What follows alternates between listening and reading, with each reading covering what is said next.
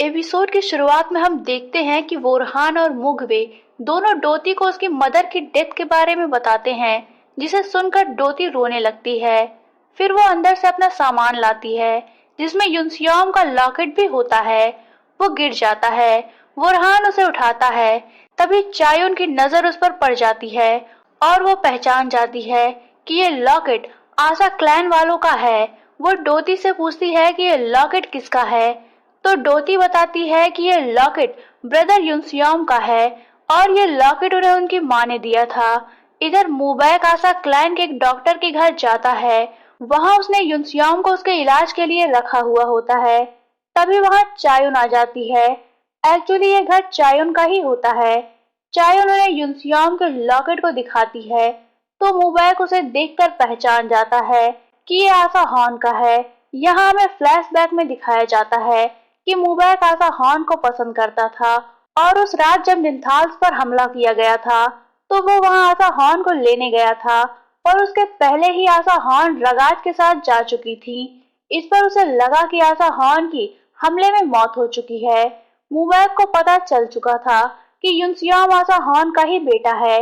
इधर हैटुक तान्या को मेड की ट्रेनिंग दे रही होती है।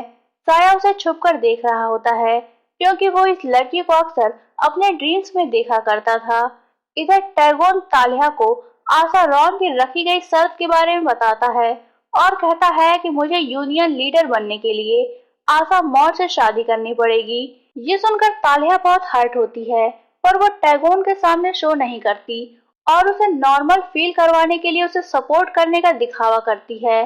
पर वो वापस आकर गिल्सन को बुलाकर उसे आशा रॉन को पिलाने के लिए एक पॉइजन देती है। वो आशा रॉन को मारकर उसके मर्डर का इल्जाम डैन ब्यूक पर लगाना चाहती थी। ऐसा करके उसके रास्ते से दोनों कांटे एक साथ खत्म हो जाते, पर साया उसकी सारी बातें सुन लेता है और वो पॉइजन को चेंज कर देता है, जिससे जब गिल्सन आशा रॉन को पॉइजन देता है तो वो नहीं मरते। पर नेक्स्ट डे वो वही पॉइजन डैन ब्यूक को दे देता है, जिससे उसकी मौत हो जाती है। गिल्सन आकर ये खबर तालिहा को देता है। इस पर तालिहा समझ जाती है कि हो न हो ये काम साया का ही है, क्योंकि उस दिन उसने साया को कमरे के बाहर खड़े देखा था। वो साया के पास जाती है और उससे इस बारे में पूछती है। इस पर साया हंसते हुए कहता है कि हाँ बिल्कुल, ये काम मैंने ही किया है। मैं बस तुमसे साइनेरिया का बदला लेना चाहता था। मैं चाहता था कि फादर आशा क्लैन की लड़की से शादी कर लें और तुम उन्हें कभी न पा सको। अब तुम्हें एहसास होगा कि बिछड़ जाने का दर्द क्या होता है। इस पर तालिया को बहुत गुस्सा आता है, पर वो अब उसका कुछ नहीं कर सकती थी। वो तानिया को उस पर नजर रखने के लिए कहती है और उसकी पल पल की खबर उसे देने के लिए कहती है, और वो कहती है कि अगर तुम ऐसा नहीं करोगी तो मैं तुम्हारे फादर को मार डालूंगी। इधर टैगोन आशा रॉन के पास जाता है और उन्हें बताता है कि वो आशा मौर से शादी करने के लिए एग्री है। तभी गिल्सन वहां आकर उसे डैनब्यूक की मौत की खबर देता है, जिसे सुनकर वो परेशान हो जाता है। वो अपने भाई की डेड बॉडी को देखने जाता है। डैनब्यूक की डेड बॉडी का इंस्पेक्शन चायुन के फादर ने किया होता है। वो टैगोन को बताते हैं कि इन्हें किसी ने बहुत खतरनाक पॉइजन दिया है। इनकी डेड बॉडी का फ्यूनरल आर्थडल के बाहर ले जाकर करना पड़ेगा, वरना ये बीमारी सभी में फैल जाएगी। ये सुनकर टैगोन उसकी डेड बॉडी का फ्यूनरल करने का इंतजाम करने चला जाता है। उसके जाने के बाद वहां मुबैक आता है और चायुन के फादर से डैनब्यूक की डेथ के बारे में पूछताछ करता है, तो वो उसे सारी बातें बता देते हैं। इधर टैगोन सोच रहा होता है कि डैनब्यूक को जरूर आशा रॉन ने मरवाया है और वो उनसे मन ही मन बदला लेने की सोचने लगता है। वो अपने सोल्जर से अरेस्ट किए गए हैम्यूल को छोड़ देने के लिए कहता है। इधर हैम्यूल को भी डैनब्यूक की मौत की खबर मिलती है, तो वो अपने घर जाते हैं। वहां तालिहा अपने ट्राइब के कुछ खास लोगों की मौजूदगी में अपने फादर को हायर ट्राइब के लीडर की पोस्ट से उतारकर खुद हायर ट्राइब की सारी जिम्मेदारी ले लेती है। इस पर उसके फादर को गुस्सा तो बहुत आता है, पर वो कुछ कह नहीं पाते। नेक्स्ट डे टैगोन ग्रेट श्राइन जाकर यूनियन लीडर की पोस्ट के लिए ओथ लेता है और उसके सोल्जर्स इस मौके पर एक स्लेव को पकड़कर उसे युनसियोम जैसा मेकअप करके युनसियोम बनाकर ले आते हैं। फिर टैगोन उसे खौलते पानी में उबाल देने की पनिशमेंट देता है, इस पर उस बंदे को सभी के सामने खौलते पानी में डाल दिया जाता है। आर्थिडल के लोगों की भीड़ में मौजूद साया और चायुन भी ये नजारा देख रहे होते हैं। टैगोन आशा रॉन और तालिया के साथ आर्थिडल के छोटे कबीलों के लीडर्स के पास जाता है और उन्हें अपनी यूनियन में गवर्नमेंटल पोस्ट देने का लालच देकर उन्हें सपोर्ट करने के लिए कहता है। इस पर वो सभी एग्री हो जाते हैं। टैगोन तालिया को अपना मिनिस्टर बनाता है और आशा रॉन को वाइस मिनिस्टर। ये बात सुनकर आशा रॉन को बहुत गुस्सा आता है क्योंकि वो हाई प्राइस्ड होते हैं और उन्हें वाइस मिनिस्टर जैसी छोटी पोस्ट मिली होती है। फिर टैगोन साया के पास जाता है और उसके बैग पर मौजूद मार्क देखता है।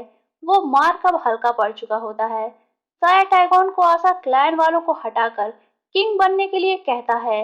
वो कहता है कि आप किंग बन जाएंगे और मैं प्रिंस बन जाऊंगा। फिर हमें अपने इगूटू होने पर एम्बैरेस होकर और छुपकर नहीं जीना पड़ेगा। इस पर टैगोन बताता है कि जब मैं छोटा था तो मेरे एक फ्रेंड ने मेरा ब्लड देख लिया था। इस पर मेरे फादर ने मेरे फ्रेंड समेत उसकी मदर, उसके फादर, उसके अंकल, उसकी 11 साल की बहन और उसके ग्रैंडफादर सबको मरवा दिया था ताकि उनका सीक्रेट किसी को पता ना चल सके और मैं नॉर्मली लोगों में मिलकर रह सकूं। और मैंने भी ऐसा ही किया। और अगर तुम भी नॉर्मल लाइफ चाहते हो तो अपना सीक्रेट किसी पर रिवील मत करना। इतना कहकर वो वहां से चला जाता है। इधर वाहन के पकड़े गए बचे खुचे बंदियों को लाया जाता है और उनमें से कुछ को तो स्लेव की तरह बेच दिया जाता है और कुछ को मार्केट में अलग अलग काम दे दिया जाता है। फादर योलसोन को आर्थिडल के राइटर हिस्टोरियंस के पास भेज दिया जाता है। वो सभी एक लाइब्रेरी में बैठकर आर्थिडल की सभ्यता का इतिहास लिख रहे होते हैं। वो लोग फादर योलसोन से लार्क और उसमें मौजूद सभी चीजों के बारे में डिटेल से बताने के लिए कहते हैं ताकि वो इस पर भी एक बुक लिख पाएं और उन्हें लार्क की सभ्यता का पता चल सके। उनकी सारी बातें सुनकर फादर योलसोन हैरान होते हैं क्योंकि लार्क में कोई बंदा लिखना पढ़ना नहीं जानता था।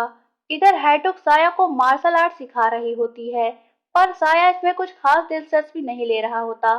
तभी अंदर तानिया स्पाइस के बारे में जानने की कोशिश में मस्टर्ड पेस्ट खा लेती है जो कि उसे काफी कड़वा लगने लगता है। तो वो पानी की तलाश में गलती से व्हाइट विनेगर पी लेती है जिससे उसकी हालत और भी ज्यादा खराब हो जाती है और उसके हाथ से काफी कुछ गिरकर टूट जाता है।